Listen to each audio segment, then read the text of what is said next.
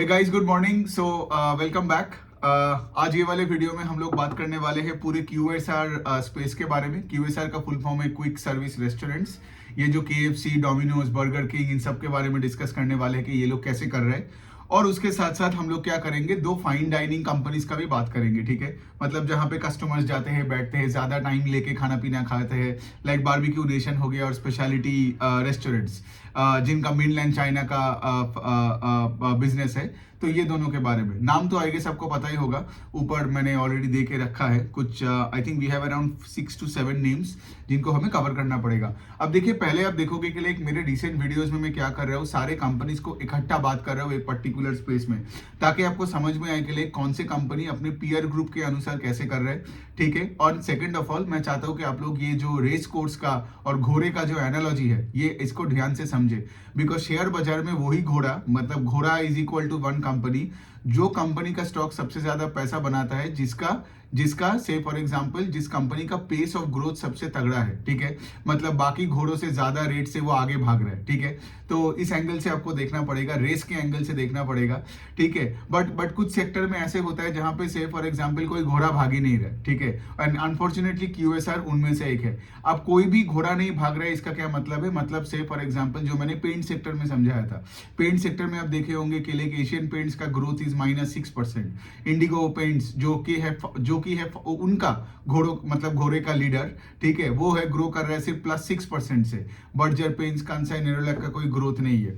ठीक है, तो कुछ कुछ ऐसे स्पेसेस होते हैं जहां पे लेट से कोई भी घोड़ा भाग नहीं रहे। और वैसे सिचुएशन में क्या होता है ना, कोई भी स्टॉक पैसा नहीं बनाते हैं। अब हम ये नहीं बोल सकते कि लाइक जो कंपनी थोड़ा बहुत भी भाग रहा है वो बेटर है देन वो घोड़ा जो लंगड़ा है और मतलब चल ही नहीं पाता है। ठीक है, तो पॉइंट ये है कि QSR अनफॉर्चुनेटली वैसा एक स्पेस है अभी। ठीक है, अब QSR में प्रॉब्लम क्या हो रहा है, पहले बिग पिक्चर समझते हैं, फिर सारे कंपनीज के बारे में डिस्कस करेंगे individually, and then of course वो रेस वाला एनालॉजी लेके फिर से लास्ट में समराइज करेंगे। तो यहाँ पे देखो, यहाँ पे QSR क्या है? QSR है क्विक सर्विस रेस्टोरेंट, जहां पे आपको पता है कि आप दुकान में जाते हो, आप 5, 6, 7 मिनट में आपका ऑर्डर आपके सामने आ जाती है, आप खा के आप निकल जाते हो।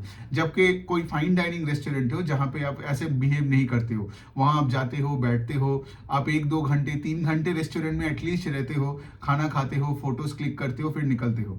आप देखे होंगे ये स्पेशलिटी रेस्टोरेंट जो कंपनी है, जिनका ये Asia kitchen by mainland China या फिर मेनलैंड चाइना इन इटसेल्फ, ठीक है, ये थोड़ा फाइन डाइनिंग के साइड में है। और QSR क्या है? वही आपका KFC, पिज्जा हट, फिर आपका बर्गर किंग, ये सब आपका QSR वाले स्पेस में आ गया। ठीक है, अब देखो यहाँ पे क्या हो रहा है। So if I talk about the big picture level, यहाँ पे प्रॉब्लम्स ही प्रॉब्लम्स है। ठीक है, एक तो इतना कंपटीशन है इनका अनऑर्गेनाइज स्पेस में, लोकल सारे रेस्टोरेंट से, कि ये लोग अपने कोई भी प्राइसेस को बढ़ा नहीं पाते हैं। अपने बर्गर हो, पिज्जा हो, प्राइसेस नहीं बढ़ा पा रहे हैं। सो इसलिए क्या कर रहे हैं ये लोग, सिर्फ वैल्यू मील और वो सब चीजें निकाल रहे हैं। ठीक है, 70 रुपए का पिज्जा खा लो, 40 रुपए का बर्गर खा लो, 30 रुपए का केक खा लो। इससे प्रॉब्लम क्या हो रहा है इनका, कि इनको सिर्फ वॉल्यूम का गेम खेलना पड़ेगा। राइट, अब द पॉइंट यहाँ पे आ रहा है कि लाइक जब तुम लेट से अपना तुम्हारे प्राइसिंग पे ही कंट्रोल चली जाती है, तो फिर at the end of the day volume पे गेम खेलना है। मतलब क्या, कि तुमको और भी टायर 2, 3, 4, 5 सिटीज में एक्सपैंड करना पड़ेगा। ठीक है, तो ये हो गया पॉइंट। दूसरा पॉइंट ये हो रहा है, जब वो वॉल्यूम्स का भी गेम खेल रहा है तब भी इनको प्रॉब्लम आ रहा है, बिकॉज इंडिया में पिछले 2-2.5 साल में आपने देखा होगा रूरल इकोनॉमी में प्रॉब्लम्स आया, इन्फ्लेशनरी एनवायरनमेंट मतलब और भी बुरा हो गया, रेपो रेट हमारा बढ़ गया। इससे क्या हुआ, डिस्क्रेशनरी कंजम्पशन थोड़ा बहुत इफेक्ट हुआ। ठीक है, सो इससे क्या हुआ, इनका वॉल्यूम लेड ग्रोथ भी नहीं आ रहा था। तो एक तो वैल्यू लेड ग्रोथ भी नहीं है, वॉल्यूम लेड ग्रोथ भी नहीं है। मैं जैसे देख रहा था, मैं आपको एक डेटा बता सकता हूँ। बारबेक्यू नेशन, जो ये, अगर आप नॉन वेजिटेरियन हो तो बारबेक्यू नेशन में जाके जो ये अनलिमिटेड कबाब्स वगैरह लोग खाते हैं, ठीक है, बारबेक्यू नेशन का पिछले 2 साल से नंबर ऑफ स्टोर्स वही के वही है। ठीक है, तो इसका क्या मतलब, इसका मतलब यही है। और बारबेक्यू नेशन में भी ये लोग क्या करते हैं, सिर्फ डिस्काउंट पे डिस्काउंट देते हैं। ठीक है, डिस्काउंट पे डिस्काउंट देते हैं, और लेट से कॉर्पोरेट में 50 लोगों को एक पर्टिकुलर टीम में बुला लेते हैं। ठीक है, अब सब तो खाना पीना खा के तो चला जाता है, लेकिन वो वॉल्यूम ग्रोथ मुझे नहीं चाहिए if it comes at the cost of margins, है ना। तो अगर शेयर होल्डर को कुछ मिल नहीं रहा है, सिर्फ वॉल्यूम्स दिखा रहे हो आप, तो उससे क्या ही फायदा है। इसीलिए बारबेक्यू नेशन का अगर हम पहले थोड़ा बात करें, तो यहाँ पे बारबेक्यू नेशन का एक तो है कि same store sales growth is down 11%। Same store sales growth का मतलब है जो पुराने स्टोर से, ठीक है, जो पुराने स्टोर से अगर पहले 100 रुपए का सेल करता था, अभी 89 रुपीज का सेल्स कर रहे हैं। मतलब क्या, पुराने स्टोर्स अच्छे नहीं कर रहे, मैंने वॉल्यूम डेटा बता दिया, मतलब 216 स्टोर FY23 के बाद था, अभी आई गेस 220 स्टोर है, वो भी H1 FY25 के बाद। मतलब अगले अगले जो मतलब जो in the past 6 to 8 quarters कोई एडिशन नहीं हुआ, ठीक है। और इनका of course Barbeque Nation loss पे है, ये क्वार्टर भी लॉस में गया, I think in the Q2 last year भी ये लोग लॉस में ही था, ठीक है। और इनका सेल्स ग्रू ओनली 1%, ठीक है। तो बेसिकली क्या है, अगर आपका सेल्स 1-2% से बढ़ रहा है और आपका से फॉर एग्जांपल लॉसेस वाइडन हो रहा है, तो that stock will not make any money for share holders, ठीक है।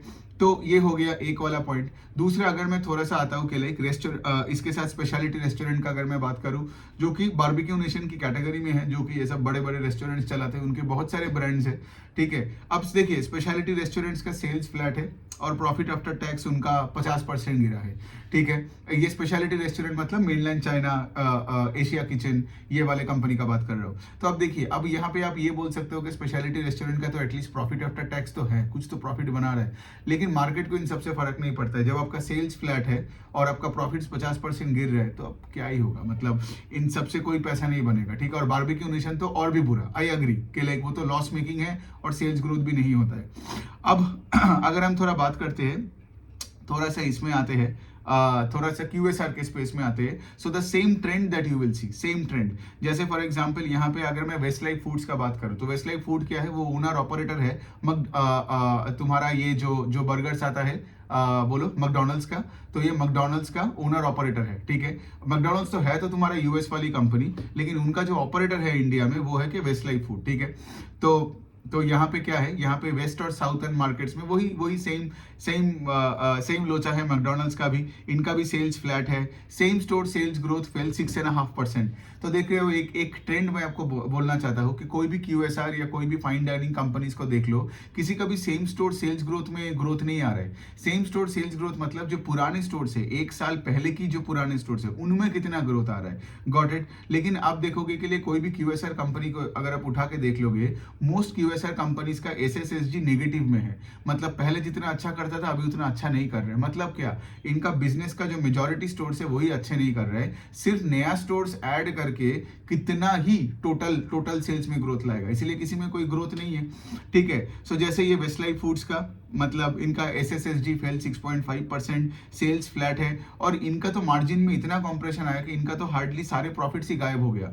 मतलब इनका अगर मैं बताऊं, इनका पिछले Q2 में, पिछले फिस्कल का Q2 में 30 करोड़ के आसपास का इनका पैट था, अभी इस क्वार्टर में कुछ 30 लाख का पैट है। तो मतलब क्या है, 30 करोड़ से 30 लाख का पैट, मतलब सारे ही चला गया, ऑलमोस्ट बोल सकते हो कि एक लॉस मेकिंग बिजनेस बन गया ये।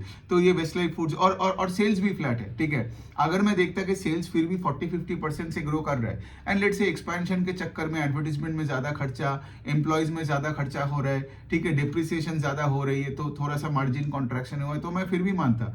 लेकिन यहाँ पे सेल्स ग्रोथ भी नहीं है, SSSG नेगेटिव में है, और आपके मार्जिन कॉम्प्रेशन हो रहा है। इसका क्या मतलब, ये कोई भी धंधा ना, मतलब ना आगे बढ़ पा रहा है और ना एग्जिस्टिंग धंधे को ढंग से मतलब उसमें काम कर पा रहा है, ठीक है, बिकॉज इतने सारे कंपटीशन है। फिर अब मतलब मुझे तो ये भी लगता है ये सब जो स्विगी जोमेटो आने के बाद तो और प्रॉब्लम हो गया, because her restaurant Swiggy Zomato के साथ कनेक्टेड हो गया ना।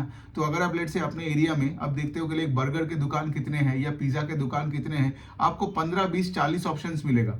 तो मुझे नहीं लगता है कस्टमर का वो कोई लॉयल्टी बनता है अभी के लिए, ओके फाइन, अभी हम सिर्फ बर्गर किंग से ही मतलब से फॉर एग्जांपल बर्गर खाएंगे, या डोमिनोज से ही सिर्फ पिज्जा खाएंगे। और वैसे भी आप देखोगे कितने अच्छे और भी ऑर्गेनाइज पिज्जा वाले चेन्स वगैरह बन भी गया है, ठीक है। तो वो बात भी चला गया। डोमिनोज का पहले क्या मैं बोल सकता हूँ कि डोमिनोज वाज द कंपनी जो पहले फूड डिलीवरी चालू किया था, है ना। डोमिनोज से जो डिलीवर करके अपने घर में आता था स्विगी जोमेटो से पहले से, वो था डोमिनोज का एक बिजनेस का मोट। लेकिन अब वो भी चला गया, ठीक है, अभी उसमें भी कुछ है नहीं। तो ये हो गया आपका मैकडॉनल्ड्स का। अभी अगर हम बात करते हैं, चलो डोमिनोज का ही बात कर लेते हैं। तो डोमिनोज का अगर मैं बात करूं तो उसका इंडिया में देखो, डोमिनोज का एक्चुअली इन सब में रिजल्ट्स थोड़ा बेटर है, ठीक है, क्योंकि इंडिया में इनका ऑर्डर का ग्रोथ है 20% के आसपास। और इनका आई गेस अगर मैं डोमिनोज का सिर्फ इंडिया का बात करूं, पता नहीं मैं वो डेटा वहां पे लिखा है कि नहीं, हाँ, तो यहाँ पे डोमिनोज इंडिया का सेल्स ग्रोथ कितना है, अराउंड 7 to 8% के आसपास।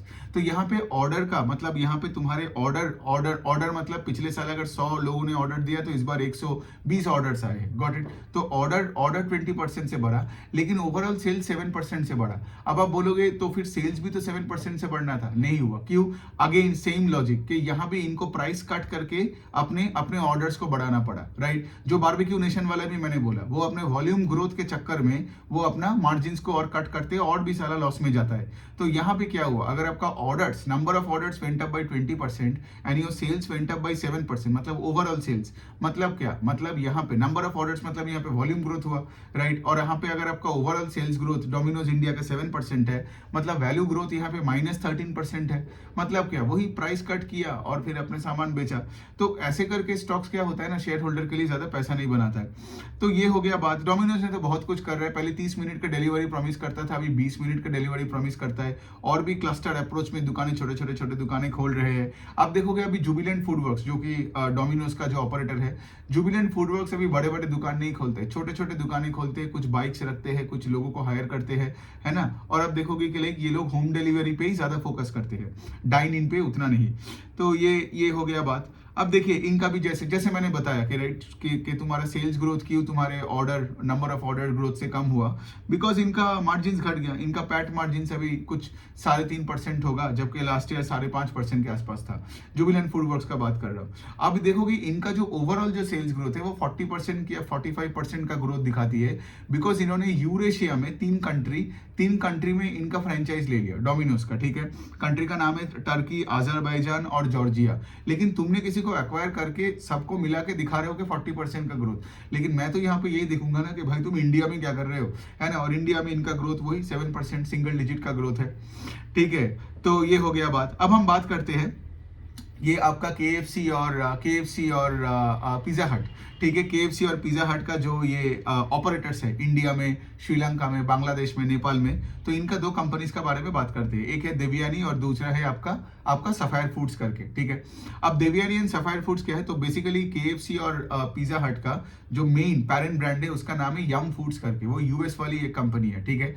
अब वो क्या करते हैं, हर देश में ऐसे ऑपरेटर्स ढूंढ के उनको लाइसेंस देते हैं, ठीक है। एंड ऑफ कोर्स रॉयल्टी खाता है वो, ठीक है। और ये ऑपरेटर का काम क्या है, ये पूरा दुकानें खोलना, दुकानें को चलाना, ये कॉस्ट वगैरह उठाना, और फिर अपना ये मतलब ऑफ कोर्स KFC का तुम ब्रांड यूज कर रहे हो, पिज्जा हट का ब्रांड यूज कर रहे हो, करके तुम अपना सामान बेचोगे अपने कस्टमर्स को, ठीक है। तो यहाँ पे क्या है, अगेन देवयानी या सफायर का अगर मैं बताऊं, देवयानी का तो बहुत बुरा हालत है। देवयानी का तो इनका अगेन देवयानी का सेम स्टोर सेल्स ग्रोथ कितना है, -7%, ठीक है। तो इसी से आपको समझ में आ जाता है। और यहाँ पे -7% same store sales growth KFC का भी है, और आपका आई गेस उतना नंबर तुम्हारा पिज्जा हट में भी है। मतलब क्या है, उनका KFC और पिज्जा हट दोनों स्ट्रगल कर रहे हैं, ठीक है। फिर ये हो गया उनका। अगर मैं बताऊं देवयानी तो आई गेस इस बार का लॉस दिखाया, हाँ करेक्ट, तो इस बार का लॉस भी दिखाया देवयानी ने। तो मतलब क्या ही बोले। और ये लोग क्या कर रहे हैं अभी, ये लोग कुछ नया 3 बड़े ब्रांड्स के साथ और भी अपना मास्टर एग्रीमेंट साइन किया। एक कंपनी का नाम है टी लाइफ, एक कंपनी का नाम है न्यूयॉर्क फ्राइज, और तीसरा कंपनी का नाम है सैनॉक किचन करके। तो बेसिकली इनको भी बात समझ में आ गया कि लाइक यम ब्रांड्स के बाहर भी हमें देखना पड़ेगा। तो ये लोग क्या कर रहे हैं, जैसे KFC के साथ इनका एग्रीमेंट है, राइट। KFC हो गया, फिर आपका क्या नाम है इसका, पिज्जा हट हो गई। तो जैसे जैसे ऐसे भी 3 ब्रांड्स के साथ उन्होंने और जुड़ लिया। लेकिन वही वाला पॉइंट है ना, लॉस मेकिंग है, same store sales growth negative है, क्या बात करें। और अच्छा, फिर हम सफायर फूड्स का बात करें, सफायर फूड्स का भी वही है, सेल्स सिर्फ 7-8% से ग्रो किया, राइट। और इनका प्रॉफिट आफ्टर टैक्स फेल 75%, ठीक है। 75% से पैट गिर गया। अब आप बोल सकते हो देवयानी लॉस में है, सफायर अभी भी प्रॉफिटेबल है, लेकिन उसका भी तो पैट 70-75% से गिरा। तो there is nothing to talk about. Last company I would say कि रेस्टोरेंट ब्रांड एशिया, जो कि हमारा बर्गर किंग है। तो रेस्टोरेंट ब्रांड एशिया जब से IPO आया है, मैं तब से अभी कभी इनका प्रॉफिट का शक्ल ही नहीं देखा। इनका लॉसेस कभी वाइडन होता है, थोड़ा सा नैरो होता है, वाइडन होता है, नैरो होता है, यही चलता है, ठीक है। और इनका क्या है, इनका तो वही बर्गर वगैरह बेचते हैं, ठीक है, अंडर बर्गर किंग। अब ऑफ कोर्स अभी वो बर्गर किंग का अंडर वो कैफेज वगैरह भी खोलने लग गया। फिर इंडोनेशिया भी उन्होंने इंडोनेशिया में भी वो बर्गर किंग का ऑपरेटर बन गया। लेकिन ये बिजनेस में ना कोई मतलब कभी कोई प्रॉफिटेबिलिटी नहीं दिखा, कभी ईपीएस का कोई पॉजिटिव नंबर दिखा ही नहीं शेयर होल्डर ने, तो फर्क नहीं पड़ता है कि तुम किस रेट से कहाँ पे स्केल कर रहे हो, क्या नहीं कर रहे हो। अगर तुम्हारा कोई ग्रोथ ही मतलब अगर तुम्हारा कोई ईपीएस ही नहीं दिखता है, ठीक है, तो यहाँ पे भी वही है। यहाँ पे अगर मैं इनका बता दूं तो इनका सेल्स ग्रू ओनली 1%। इस बार तो सेल्स ग्रोथ भी गायब हो गया। इतने दिनों से एटलीस्ट मैं ये बोल सकता था कि रेस्टोरेंट ब्रांड एशिया या बर्गर किंग इंडिया, जो पहले उनका नाम था, ये बर्गर किंग इंडिया पहले एटलीस्ट कॉम्पिटिटर्स में, ये जो 6-7 नाम लिया, इन सब में सबसे हाईएस्ट पेस से ग्रो करता था, ठीक है, लेकिन अब वो भी चला गया। अभी इनका सेल्स ग्रोथ भी 1% का है, लॉस तो लॉस ही है। देखो इंडिया में इन्होंने कुछ अराउंड 450 के ऊपर दुकानें खोल लिया, ठीक है, लेकिन फिर भी वही लॉसेस की लॉसेस ही है। अब क्या ही बोले अब। हाँ, और इनके साथ साथ इनका same store sales growth India में अपना बर्गर किंग के स्टोर्स SSSG वो भी नेगेटिव है। तो बेसिकली क्या है, ये हो गया आपका पूरा QSR और रेस्टोरेंट चेन्स। और ये ऐसा नहीं है कि ये सिर्फ Q2 में खराब था, ये पिछले 3-4 क्वार्टर 5 क्वार्टर में कोई भी क्वार्टर में आप उठा के देख लोगे तो YOY लेवल पे किसी पे आपका SSSG में ग्रोथ नहीं है, किसी का मार्जिन का एक्सपेंशन नहीं हो रहा है, मतलब। और सब अपने और सिर्फ सबका पीपीटी खोलोगे ना, सब ऐसे वैल्यू एडेड प्रोडक्ट्स का बात करते हैं। मतलब यहाँ पे सब value not value added product, sorry, value का मतलब है कि लाइक वही 30-40-50 रुपए में कॉम्पीट करते रहना। कोई ऐसे नहीं बोल रहा है कि हम 700 रुपए का पिज्जा बेच रहे हैं, ठीक है, 1000 रुपए का मैं कुछ लेट से कोई एक हैप्पी मील बेच रहा हूँ। यहाँ पे तो लोग 99-69 रुपीज में मील बेचने लग गए। तो मतलब क्या है, मतलब यहाँ पे आपका प्राइसिंग से पूरा ही कंट्रोल चला गया। और अगर प्राइसिंग से आपका कंट्रोल चला जाता है तो सिर्फ वॉल्यूम ग्रोथ से आएगा। अब वॉल्यूम ग्रोथ में भी प्रॉब्लम आ रहा है ना, बिकॉज यहाँ पे इतना कंपटीशन है। और कोविड के बाद एक और चीज हो गया ना कि बहुत ऐसे लोगों ने क्या किया, बहुत ऐसे लोगों ने लेट्स से अपने जॉब वॉब से उनको निकाला गया, या फिर वो जॉब छोड़ दिया, वो अपने होम टाउन में आ गया, वो छोटा सा कैफे खोल लिया, है ना, जिसमें बर्गर मिलता है, पिज्जा मिलता है, फ्राइज मिलता है, और ये लोग तो वही बनाते हैं। तो मेरा कहना है कि लाइक फिर इनका जो भी इनका मोट था वो पूरा गायब हो गया कोविड के बाद से, ठीक है। सो ये हो गया। अब इनका देखो, अगर मैं अभी इनका रेस के एनालॉजी लेके बात करूं तो ये सातों जो घोड़ा है in the QSR space and the fine dining space, कोई घोड़ा चल ही नहीं रहा है। सिंपल सी पॉइंट है, ठीक है। आप देखो इस तरीके से आपको कंपनीज को एनालाइज करते जाना है। देखो मैंने इस वीडियो में इनको एनालाइज तो किया ना, लेकिन मैं कभी इन सब में पैसा नहीं डालूंगा ये सोच के कि भाई कोई घोड़ा एक दिन चलेगा और मुझे पैसा बनाएगा। मैं ट्रैक करूंगा, आगे जाके कोई घोड़ा चला तो फिर मैं सोच सकता हूँ पैसा डालने का। लेकिन द पॉइंट इसके लिए इन सातों के सातों घोड़ा पूरा लंगड़ा है इनका। मतलब ये लोग तो चालू ही नहीं किया अपना जर्नी, मतलब मैं वैसे सोच रहे हो अभी, ठीक है। ये लोग तो रेस में पार्टिसिपेट ही नहीं कर रहे। सो ऐसे कंपनीज में जिसमें आप देख रहे हो, राइट, सबका SSSG का नेगेटिविटी, मतलब नेगेटिव ग्रोथ है, कोई किसी का सेल्स ग्रोथ है ही नहीं, ठीक है, और इधर लॉसेस में है, लॉसेस वाइडेंड हो रहा है। तो ऐसे QSR वगैरह स्पेसेस में पैसा बनाना तो बहुत ही डिफिकल्ट हो जाएगा। सो एनीवे यही है। तो ये तो रेस का बात हम कर ही नहीं पाए कि कौन फर्स्ट है, कौन सेकंड है, कौन लास्ट है। यहाँ मुझे लगता है कि सबके सब तो स्टार्टिंग लाइन पे ही बैठा है, ठीक है, कोई चल ही नहीं रहा है। तो अब यहाँ पे हम ये नहीं बोल सकते कि कोई प्रॉफिटेबल है, कोई लॉस मेकिंग है तो वो बेटर है। मतलब वही वाला पॉइंट है ना, दो खराब चीज है, उसमें से ज्यादा खराब और कम खराबी में क्या डिफरेंशिएट करें, है ना। There is no single player also जिसको मैं अलग से करके नहीं बोल सकता कि हाँ भाई ये बेटर है। लेकिन हाँ, इन सब में मुझे डोमिनोज का रिजल्ट थोड़ा सा बेटर लगा, बिकॉज डोमिनोज का जो नंबर ऑफ ऑर्डर्स है, राइट, उनका जो वॉल्यूम ग्रोथ है वो 20% के आसपास से ग्रो किया, बिकॉज उनका टेक इंफ्रास्ट्रक्चर ऐप वगैरह अच्छा है। तो अगर दुनिया में लोग मुझे, मतलब ऑफ कोर्स, मतलब कोई मुझे अगर एक गन लगा के ये बोलता है कि ले किस में पैसा डालेगा, अगर सातों में डालना है, तो ऑफ कोर्स पहले तो मैं उनको बोलूंगा भाई तू गन चला दे ठीक है, मुझे किसी में नहीं डालना है। लेकिन हाँ, अगर मुझे एक कंपनी भी चुनना है तो मैं फिर वो डोमिनोज की तरफ देखूंगा, क्योंकि वो 20% से अपना नंबर ऑफ ऑर्डर्स को ग्रो किया। So that is one good sign. But then again having said that, मतलब I would want to go and invest in some companies जो कि, मतलब अगर डोमिनोज में भी मैं पैसा क्यों डालूं, जब क्योंकि जस्ट बिकॉज मैं सीइंग के लाइक बाकी घोड़ों का ऐसा और भी बुरा हालत है। सो यही है। चलिए ये हो गया मेरा दिन का पहला वीडियो। मुझे आज 2-3-4 वीडियोस बनानी है, बहुत ऐसे स्पेसेस कवर करनी है। तो आपका अगर कोई QSR को लेके कोई सवाल हो, कोई डाउट हो, तो मुझे कमेंट सेक्शन में लिख सकते हो। Thank you.